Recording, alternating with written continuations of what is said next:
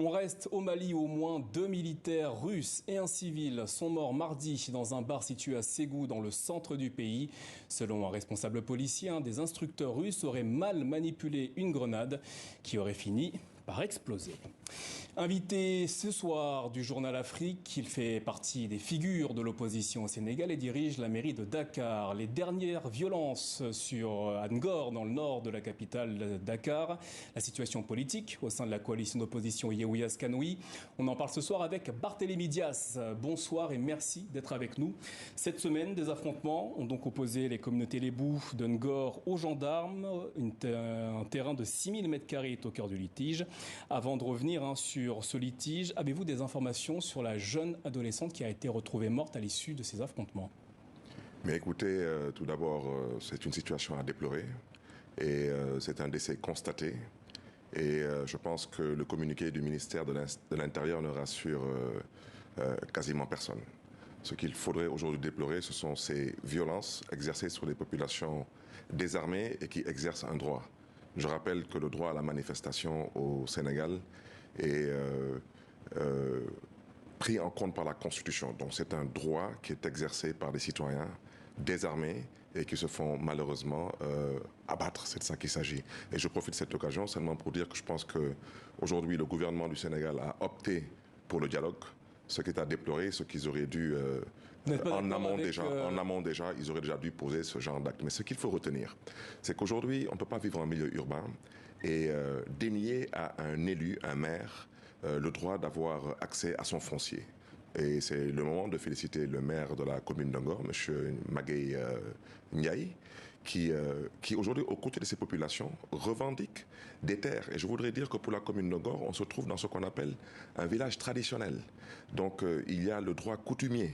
Donc l'État du Sénégal est totalement fautif dans cette situation. Et je pense que... Vous n'êtes pas d'accord avec le compromis des autorités et des dignitaires de Ngor, c'est ça? Non, il ne s'agit pas d'être d'accord ou pas sur un compromis. Il faudrait bien qu'on trouve un terrain d'entente. Mais cette volonté de l'État central de vouloir toujours s'accaparer des terres sans l'implication des collectivités territoriales, c'est aussi une situation à déplorer. Venons-en à la situation politique au Sénégal.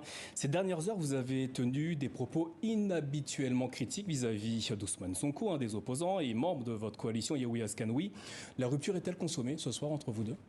Non, je ne me souviens pas avoir tenu des propos désobligeants. Critiques, pas désobligeants. Je ne le pense pas non plus. Je pense que j'ai seulement commenté une situation. Je ne souhaiterais pas revenir là-dessus parce que le plus important pour moi, c'est que nous sommes certes dans le cadre d'un choc des ambitions, mais ce qui nous rassure, c'est que dans cette coalition, nous sommes au moins d'accord sur l'essentiel.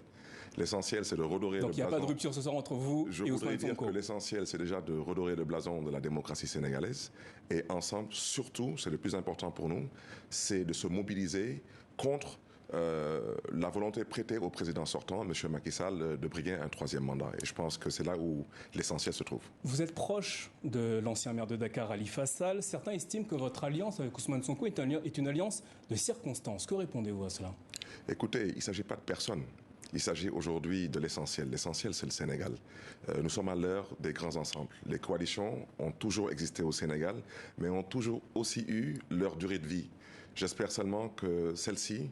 Donc il n'y a aucun problème ce soir au sein de la coalition Yewwi Askanui et les membres qui la composent? Mais depuis quand est-ce qu'un choc des ambitions peut constituer un problème? C'est un choc des ambitions. C'est tout. Choc des ambitions, donc. Vous avez récemment déclaré dans la presse sénégalaise, dans la coalition Yewwi Askanui, il n'existe qu'un seul acteur politique qui n'est préoccupé que par sa propre candidature. À qui faisiez-vous référence? Écoutez, je reviens à ce que j'ai déjà dit, j'ai seulement commenté une situation.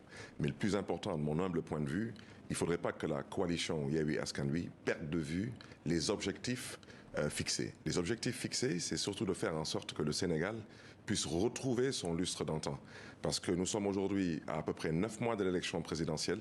Il n'y a aucun candidat déclaré qui a la certitude de pouvoir participer à cette élection, qui devrait être une élection et non une sélection. Vous faites référence notamment à la situation de Khalifa Sall ou encore de Karim Wade. Vous avez récemment rencontré le président Macky Sall qui a tendu une main à l'opposition pour un dialogue politique. Avez-vous fait cette rencontre afin d'obtenir une amnistie pour Khalifa Sall dont vous êtes proche? Non, je pense que c'est d'abord moi qui ai lancé un appel au dialogue parce que je considère que quel que soit Alpha, on se retrouvera pour dialoguer. Si ce n'est pas fait maintenant, ce sera fait après.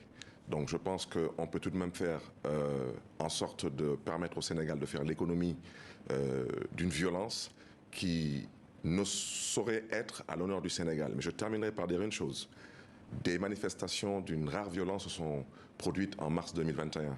Je crains fortement que si ces manifestations se reproduisent, je crains fortement que celui qui va hériter du pouvoir ne sera malheureusement pas un civil. Ce soir, quelle est votre position face à l'éventuelle troisième candidature du président Macky Sall? Elle est inadmissible, elle est non négociable et le président Macky Sall... Vous lui en avez parlé quand vous l'avez vu? Je lui en ai parlé. Et que vous a-t-il répondu? Je pense qu'il m'a dit qu'on pourrait trouver un terrain d'entente lors de ce dialogue. C'est pourquoi je considère que nous devons dialoguer. Maintenant, je voudrais préciser une chose.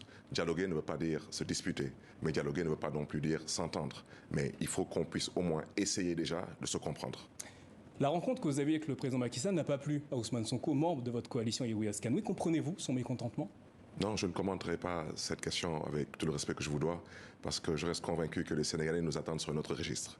Si Khalifa Sall ne parvenait pas à obtenir d'amnistie en vue de la prochaine présidentielle, serez-vous candidat à la présidence au Sénégal? Je suis un homme d'honneur, j'ai déjà donné ma parole au peuple sénégalais. Malheureusement, quand je donnais ma parole, les circonstances présentes n'existaient pas à l'époque. J'avais dit que si Khalifa Sall était toujours inéligible pour la présidentielle de 2024, je soutiendrai M. Ousmane Sonko. Et malheureusement, M. Ousmane Sonko est victime de la même situation dont a été victime M. Khalifa Sall il y a quelques années. Donc aujourd'hui, de mon humble point de vue, il faudrait qu'on puisse discuter. Parce que la Constitution du Sénégal confère au président Macky Sall le droit d'organiser une élection. Je le répète une fois de plus, une élection et non une sélection. Et après Karim Wade, après Khalifa Sall, aujourd'hui Ousmane Sonko, à qui le tour demain. Et c'est cette situation qui doit malheureusement arrêter. Alors, vous plaidez donc pour la discussion, le dialogue, mais ne craignez-vous pas que la main tendue par le président Macky Sall ne soit une manœuvre destinée à diviser l'opposition, notamment la coalition Yewwi Askan Wi? Ce que je peux vous dire, je pense que le président Macky Sall, avec tout le respect que je lui dois, je pense qu'il comprend la gravité de l'heure.